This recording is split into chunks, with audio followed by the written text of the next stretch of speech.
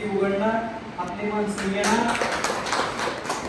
Republican party of India democratic पक्षाच्या वतीनं नगरपंचायत नगर परिषद निवडणूक सोबळावर लढण्याचा आमच्या पक्षानं निर्णय घेतलेला आहे आणि त्याच अनुषंगाने आज या ठिकाणी धाराशिवमध्ये निवडणूक लढवण्यासंदर्भात या ठिकाणी चर्चा करण्यासाठी आणि उमेदवाराचे चाचपणी करण्यासाठी या ठिकाणी बैठकीचं आयोजन करण्यात आलेलं होतं।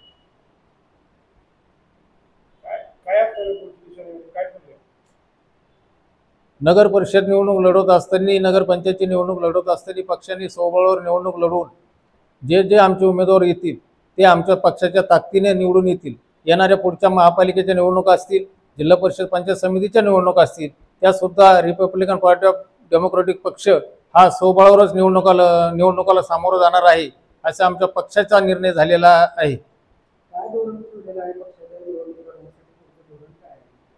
निवडणूक पक्षाचं धोरण हे आहे, या देशामध्ये बेरोजगारी वाढलेली आहे, महागाई वाढलेली आहे, सुशिक्षित तरुणांना हाताला काम नाही, देशात महागाई वाढलेली आहे।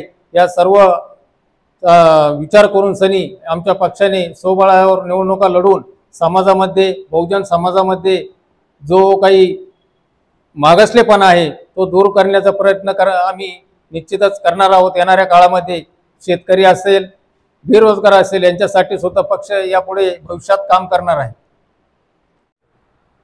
आज महाराष्ट्र राज्यामध्ये स्थानिक स्वराज्याच्या प्रथम टप्प्याच्या निवडणुकाची आचारसंहिता डिक्लेअर झालेली आहे। त्या अनुषंगाने धाराशिव जिल्ह्यात नगरपंचायत व नगर परिषदेची आचारसंहिता डिक्लेअर झालेली आहे।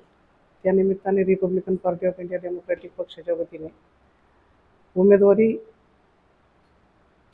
उमेदवारांची चाचपणी करण्यासाठी या ठिकाणी आम्ही बैठक आयोजित करण्यात आली होती। त्या बैठकीच्या निमित्ताने आम्ही पुढील रूपरेषा निवडणुकीच्या संदर्भात ठरवलेली आहे। शहरातील किती जागेवर निवडणूक लढवणार, किती उमेदवार आपण घेणार? आता या बैठकीच्या निमित्तानेच आम्ही आढावा घेण्यासाठी या ठिकाणी आलो होतो। आता स्थानिक कार्यकर्ते, पदाधिकारी जे काही सांगतील त्याच्यावर पक्ष विचार करून पुढचा निर्णय घेईल।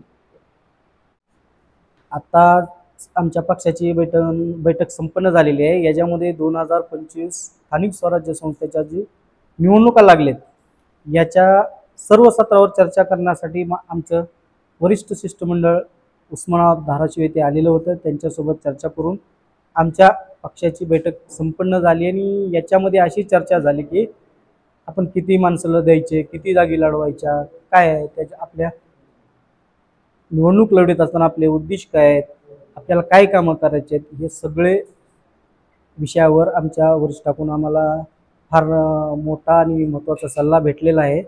आणि आम्ही आता ग्राउंड लेवलला आपल्या धाराशिवच्या किती नगरसेवकसाठी किंवा पंचायत समिती किंवा जिल्हासाठी द्यायचे आहेत, काय त्याची चाचपणी करून वरिष्ठाकडे पाठवून देऊ। त्या हिशोबाने आम्ही 2025 स्थानिक स्वराज्य संस्थेच्या निवडणुकी आमच्या पक्षाच्या Republican party of India democratic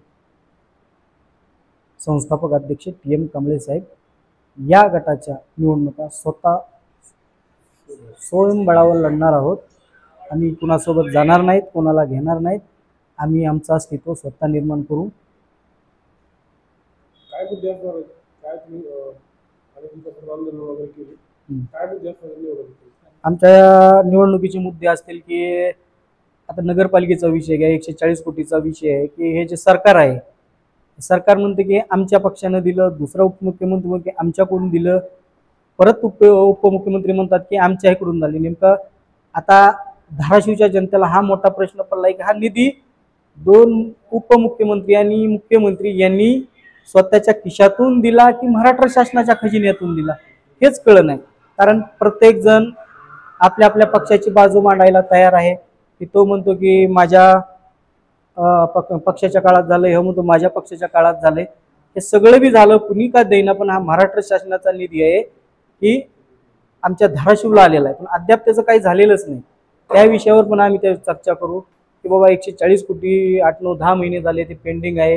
या रस्त्याच्या बाबतीमध्ये आपले इथं 2-4 युवक त्या खड्ड्यात पडून मरण पावलेले आहेत, तरी ह्या सरकारला जागी नाही। यामुळे आम्हाला ह्या सगळ्या समस्या आहेत, रोडच्या असतील, तुमच्या ते भुयारी गटार असतील, परत शैक्षणिक क्षेत्रातील आपले इथं असतील की बाबा कुठल्या कुठल्या शाळेचं RTH पद काढून घेतले की ते म्हणतात की आम्ही अल्पसंख्याक शाळा आहे, आमच्याकडे पदं नाहीत, त्याच्यावर भर देऊ. परत बेरोजगारीचा विषय आहे किंवा मोलमजुरी करणाऱ्यांना व्यवस्थित टायमाला म्हणजे 200-300 रुपयात राबवून घेतात, त्याच्या विषयावर बोलू. परत आपल्या MIDC फार छोटीशी आहे, पण तिथं 10 ते 12 घंटे काम करून घेतले जातात 8 घंटे असताना.